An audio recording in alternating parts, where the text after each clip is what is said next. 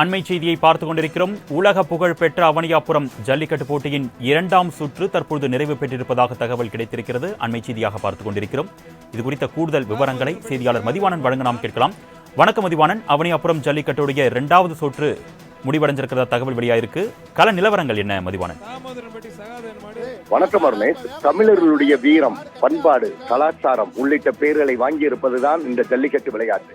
இந்த ஜல்லிக்கட்டு விளையாட்டு என்பது ஒவ்வொரு தை முதல் நாள் மதுரை, அவனியாபுரம், பாலமேடு, அலங்காநல்லூர் போன்ற நாட்களில் நடைபெறும்.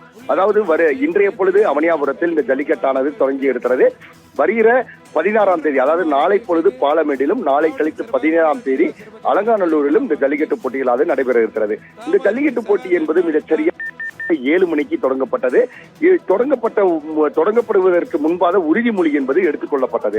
அந்த உறுதிமொழியில் மாடுபிடி வீரர்கள் கலந்து கொண்டனர்.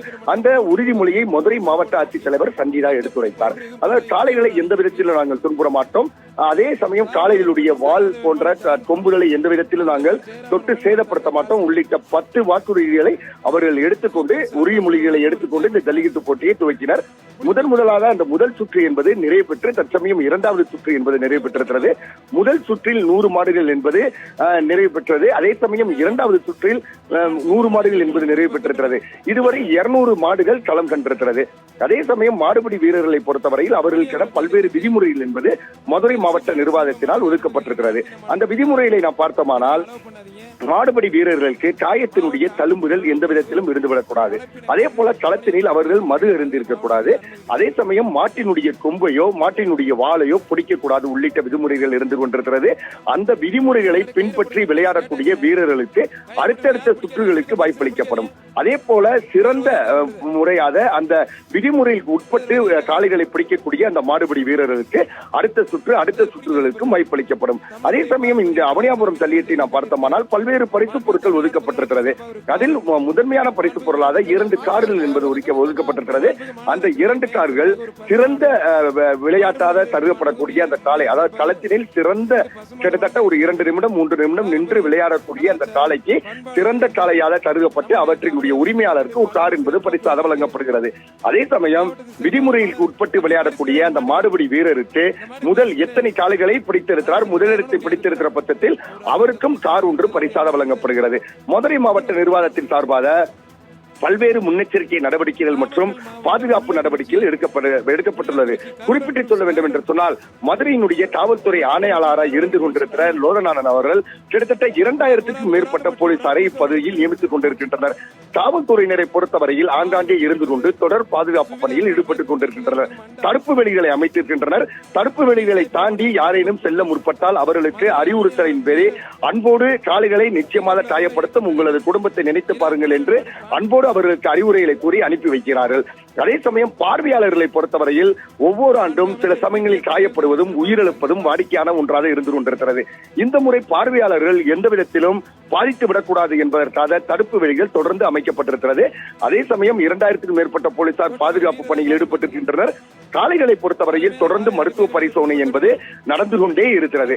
மருத்துவ பரிசோதனை என்று சொன்னால் அந்தந்த உள்ளூர் பகுதிகளில் காளைகளுக்கான மருத்துவ சான்றிதழ் வைத்திருக்கிற பட்சத்திலும் கூட அந்த களத்தில் காளைகளுக்கு ஏதேனும் மது அருந்தப்பட்டிருக்கிறதா, மற்ற ஏதும் கொம்புதல் கூர்மையாக இருக்கிறதா போன்ற ஆய்வுகள் குழுவின் தலைமையோடு அங்கே காளைகளுக்கு கொம்புதல் கூர்மையாக இருக்கிற பட்சத்தில் உடனடியாக அந்த காளைகள் மருத்துவ பரிசோதனையில் தோல்வி பெற்றது என்பது ஒதுக்கப்படும். அதே சமயம் இதுவரை கிட்டத்தட்ட 13க்கும் மேற்பட்ட காளைகள் மருத்துவ பரிசோதனையில் அதாவது தோல்வி பெற்று ஒதுக்கப்பட்டிருக்கிறது. அதே போல மாடுபிடி வீரர்களை பொறுத்தவரையில் 2 பேர் மது அறிந்திருக்கிறார்கள் என்ற குற்றச்சாட்டின் அடிப்படையில் மருத்துவர்கள் அறிவுறுத்தின் அடிப்படையில் அவர்களும் வெளியேற்றப்பட்டிருக்கிறார்கள். தொடர்ந்து பல்வேறு விதிமுறைகளை உட்படுத்தப்பட்டு இந்த ஜல்லிக்கட்டு என்பது தொடர்ந்து நடைபெற்று வருகிறது. இங்கே வணிகவரித்துறை அமைச்சர் மூர்த்தி தலைமையில் நடைபெறக்கூடிய இந்த ஜல்லிக்கட்டு ஆட்சித்தலைவர், மாநகராட்சி ஆணையாளர் அனைவரும் மேடையில் இருந்து கொண்டு அங்கே மாடுபிடி வீரர்களுக்கும் தேவையான அறிவுரைகளை வழங்கி கொண்டிருக்கின்றனர். கிட்டத்தட்ட தொடர்ந்து நடைபெறக்கூடிய இந்த ஜல்லிக்கட்டு போட்டி 7 மணிக்கு தொடங்கி இருக்கிற பட்சத்திலும் கூட 5 மணிக்கு நிறைவு பெறும். ஆனால் விழா குழு ஒவ்வொரு முறையும் தங்களது விருப்பத்திற்கு ஏற்ப அரை மணி நேரம் ஒதுக்குகின்றேன் என்று வேண்டுகோள் வைத்தால் மீண்டும் அரை மணி நேரம் ஒதுக்கப்படும். மிக சரியாக 6 மணிக்கு யார் வெற்றியாளர், யார் சிறந்த காளை உள்ளிட்ட விவரங்கள் நமக்கு தெரிய வரும். அதே சமயம் ஒவ்வொரு முறையும் காளைகளை பொறுத்தவரையில் நீண்ட வரிசையில் நிற்கிற காரணத்தினால் அவைகளுக்கு சோர்வு ஏற்படாத வண்ணம் 2 உதவியாளர்கள் அனுப்பி வைக்கப்பட்டிருக்கிறார்கள். காளைகள் இந்த முறை வரிசையில் நிற்பது எந்தவித பிரச்சனையும் இல்லாமல் தொடர்ந்து கொண்டிருக்கிறது. இதே போன்று இன்னும் பிரச்சனை இல்லாமல் தொடரும் பட்சத்தில் இந்த ஜல்லிக்கட்டு நிச்சயமாக ஒரு மிகப்பெரிய ஜல்லிக்கட்டாக கருதப்படுகிறது. அடுத்தடுத்த முன்னேற்பாடுகள் பாதுகாப்பு நடவடிக்கைகள் எடுக்கப்பட்டு வருகிறது. அதே சமயம் இதுவரை 13க்கும் மேற்பட்டோர் காயமடைந்திருக்கின்றனர். மிகப்பெரிய காயம் என்று சொல்லும்படி எதுவும் இல்லை என்று சொன்னாலும் கூட சிறிய காயங்களோடு முதலுதவி பெற்று சென்றிருக்கின்றனர். ஒவ்வொரு முறையும் ஜல்லிக்கட்டு தொடங்குகிற அந்த நிமிடத்தில் களத்தில் தான் காயங்கள் என்பது ஏற்படும். ஆனால் இந்த முறை பார்த்தோமானால் மருத்துவ பரிசோதனையின் பொழுது ஒரு காளையினுடைய மூக்கணான் கையில் அவிழ்த்து விடப்பட்ட காரணத்தினால் 10 பேருக்கு சிறிய காயம் ஏற்பட்டிருக்கிறது. ஒருவருக்கு மட்டும் மதுரை அரசு ராஜாஜி மருத்துவமனையில் அனுப்பி வைக்கின்றனர். தற்சமயம் நாம் யார் முதலிடத்தில் இருக்கிறார்கள் என்ற புள்ளி விவரத்தை பார்த்தோமானால் மதுரை அவனியாபுரத்தை சேர்ந்தவர், அதாவது இவருடைய பெயர் நாம் பார்த்தோமானால் இவருடைய பெயர் மணி என்று சொல்லப்படுகிறது. 6 காளைகளை பிடித்து இருக்கிறார். இவர் முதலிடத்தில் இருந்து கொண்டிருக்கிறார். அதே சமயம் பச்சை நிறை சீருடை 59 அவருடைய எண். அவனியாபுரம் கார்த்திக் என்பவர் 2ஆம் சுற்றில் 6 காளைகளை பிடித்திருக்கிறார். பச்சை நிறை சீருடை அணிந்திருக்கிற அவருடைய எண்களை பார்த்தோமானால் 77ஆக இருக்கிறாரு. அதாவது பணியனில் 77 என்ற குறியீடு ஏற்பட்டிருக்கிறது. அவனியாபுரம் பகுதியைச் சேர்ந்தவர் தான் இவர். ரஞ்சித் குமார் 2ஆம் சுற்றிலும் 6 காளைகள் பிடித்திருக்கிறார்கள். அடுத்த சுற்றுக்கு இந்த 2 பேரும் தேர்வு செய்யப்பட்டிருக்கின்றனர். தேர்வு செய்யப்படுவதற்கு முக்கியமான காரணம் அவர்கள் அந்த விதிமுறைகளுக்கு உட்பட்டு ஜல்லிக்கட்டு போட்டியை நடத்துகிற பட்சத்தில் அவர்களுக்கு அடுத்தடுத்து வாய்ப்பளிக்கப்படும். விரிவான கள நிலவரங்களுக்கு நன்றி மதிவான.